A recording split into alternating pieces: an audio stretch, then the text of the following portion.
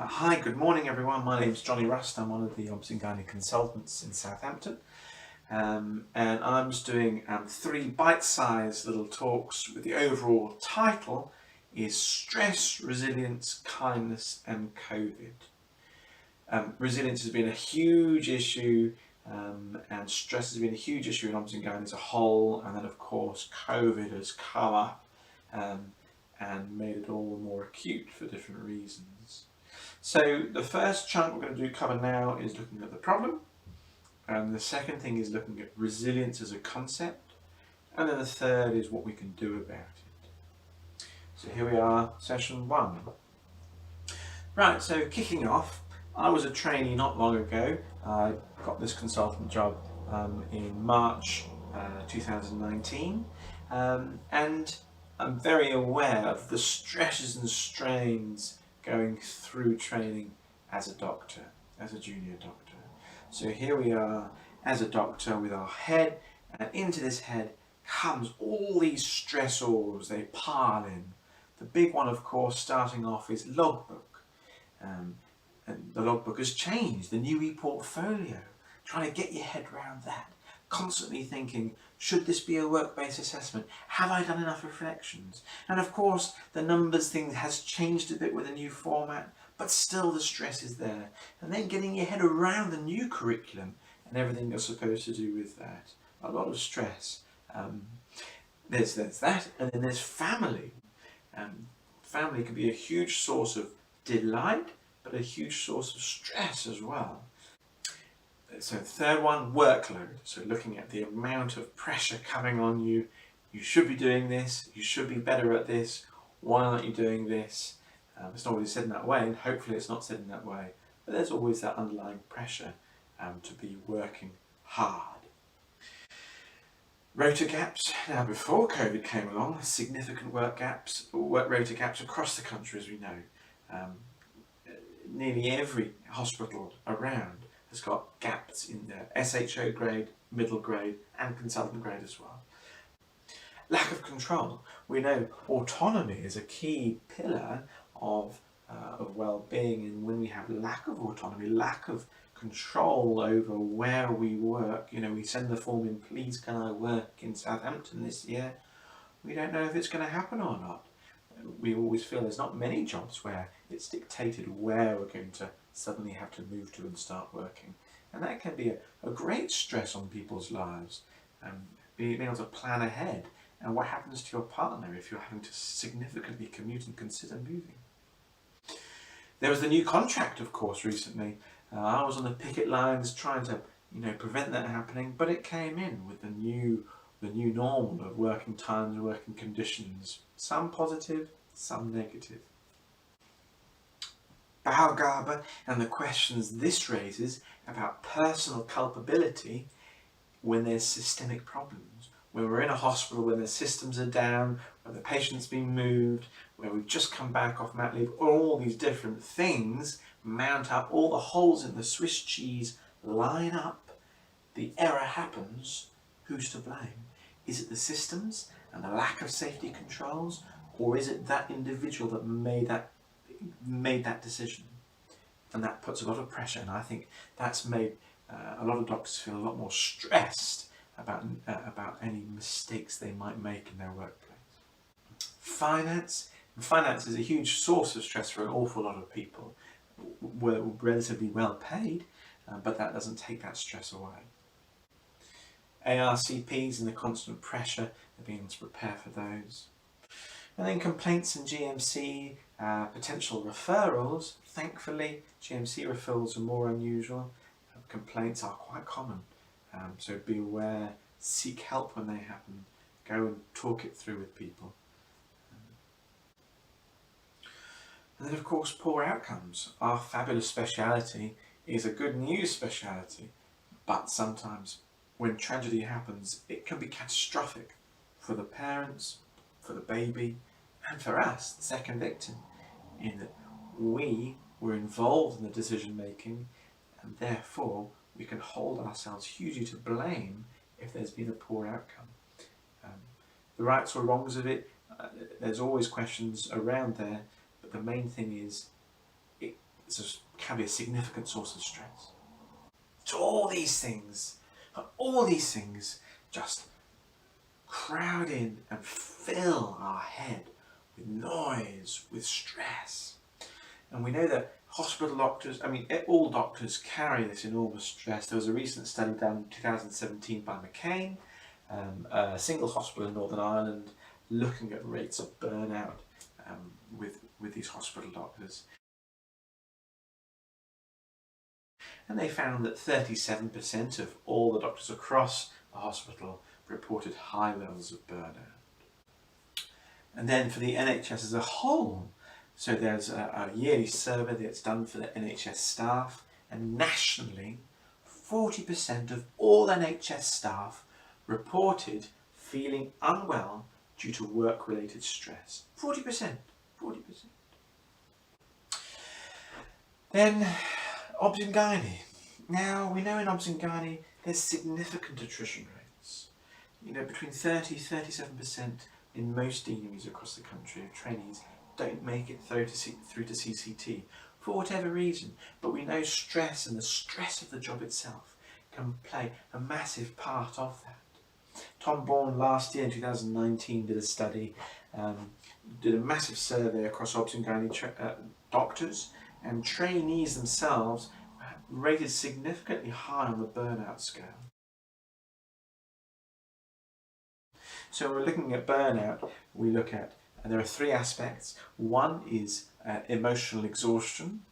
Two is a decreased sense of personal accomplishment. And three is looking at depersonalization or compassion fatigue. So when Professor Bourne looked across these doctors with obs and gynae trainees in particular, 43% of them, 43, if that's you guys, 43% of you described high levels of burnout. And then nationally, again, another survey that was done found that 75% of trainees considered leaving the training at some point. 89% at some point of their training have felt low in mood or felt anxious, and nearly 20%, so 19%, feel those emotions, anxiety and low mood, at least on a monthly basis. 20%, so that's a significant number of you watching now have these emotions. So there's all these things as our background, as the setting, as the context for obs and gynae training. And then of course there's COVID that comes into the picture, throwing a whole new set of stresses and strains on our beleaguered doctors. So here we have, concerns about PPE. Are you protected? Do you have what you need? Well, the government would say so, others wouldn't. Redeployment. Have you been redeployed? Are you currently working in an unfamiliar territory? Or is there the threat of having to go and man the ventilators? Something, you've worked so hard to be where you are right now as an obs and gynae doctor, and then the thought of being thrown into some completely unfamiliar environment. And then alongside that, is it the fact that you're cannon fodder? That the consultants in the ivory tower sort of, oh, those people aren't important, they're dispensable, they can go and get infected on our behalf. Is that what's coming across to you? I'm very sorry if it is, because that's not the case, but that can come across. Of course, the long extended hours, if there's sickness, having to cover for everyone. Training. What's happening with training? Is training going to be delayed? Am I going to have to work more years to get to CCT? Am I going to have to catch up? What does that look like? Am I going to catch the virus? It brings a sense of your immortality. What about my family? Am I going to pass the virus on to my family? My family might have a significant medical problem. Or I might have close friends and family or grandparents who are very vulnerable and shielding and worrying. And I know some of you have unfortunately already been bereaved during the COVID pandemic, and I'm incredibly sorry if that's the case. And then of course, alongside all of that, we have our friends or family who are on some sort of extended holiday, it feels like, who come and, clap every Thursday evening, well, thanks a lot, while they're sort of sunbathing most of the time, it seems. So, what is the situation that we're in? Is it a war? Boris likes that language, doesn't he? Sort of the language of war. We're all in this together. Let's evoke the Blitz spirit. Is that the attitude to have? Or is it a marathon? It's a long slog here. We're going to get through, but it's not a sprint, it's a marathon. Or is it it's a new normal, that actually things will never go back the same again? COVID's going to be around. Is it going to carry on mutating? What is this new normal? What does it look like? What does medicine look like? What does home life look like? What do relationships look like? Or is it just a sort of a sense of not knowing what the future holds? Sort of, it can be quite foreboding. It can be sort of this darkness that you don't know what the future is, and that can be particularly anxiety-inducing. Not having just no idea what the future looks like. Or some of you, it might be incredibly exciting.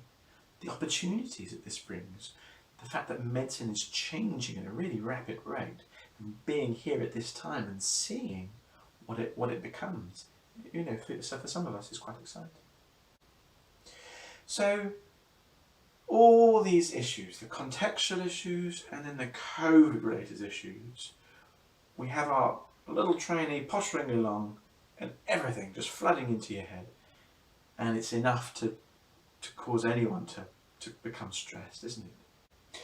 So there are some little keys that I've drawn out getting through this particular crisis. Some of these have come from a project called Project Ares, that's ARES, run by the University of Liverpool, which is an excellent resource, particularly focused at crisis management in the context of COVID, and they previously worked with the military, worked with emergency services. There's a wealth of experience there.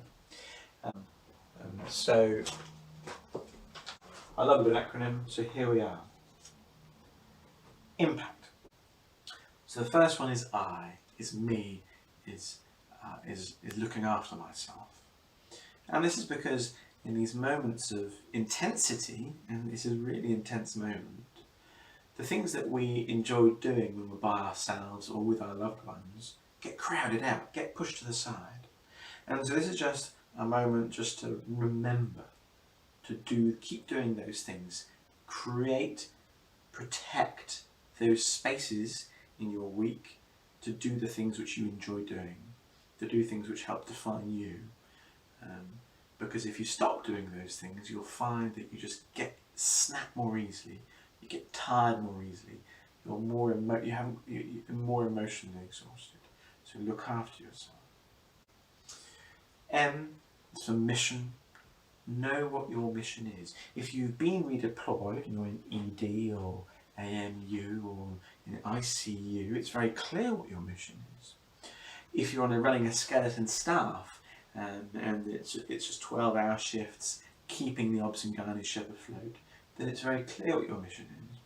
But in some units I know the elective work has fallen to the side.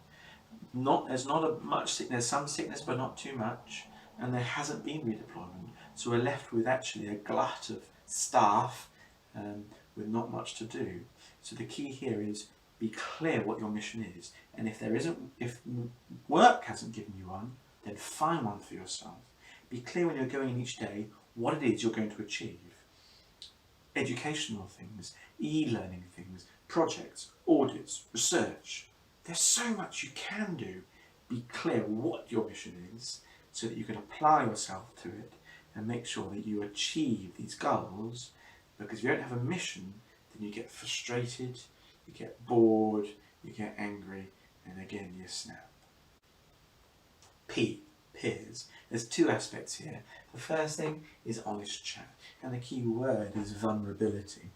It's being vulnerable with each other, it's having that honesty with each other, it's in that conversation, making time for conversation, for that cup of tea, for eating sandwiches together, and in that conversation saying, I'm finding this difficult, I'm struggling today, how are you doing? No, really, how are you doing? Because it's only in those conversations where actually we find that support. A is adaptability. When an insult comes along, when a crisis comes along, do we confront it and say, this is so unfair, I was doing so well with my training, I only had one more OSAT to get, life is just so unfair, and we complain? Or do we say, this is the new reality, I can't do much about it, this is what it is. How am I going to adapt to make the most of this and see it as an opportunity rather than a devastating catastrophe? C, circle of concern. Right, so next piece of paper.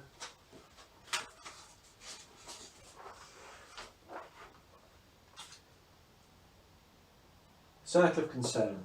So we all have things in life that we are concerned about and that we're not concerned about.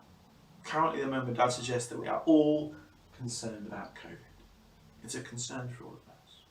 The environment was a massive concern for a lot of people before. It still is, but for a lot of people, it's been shoved to the less concern at the moment.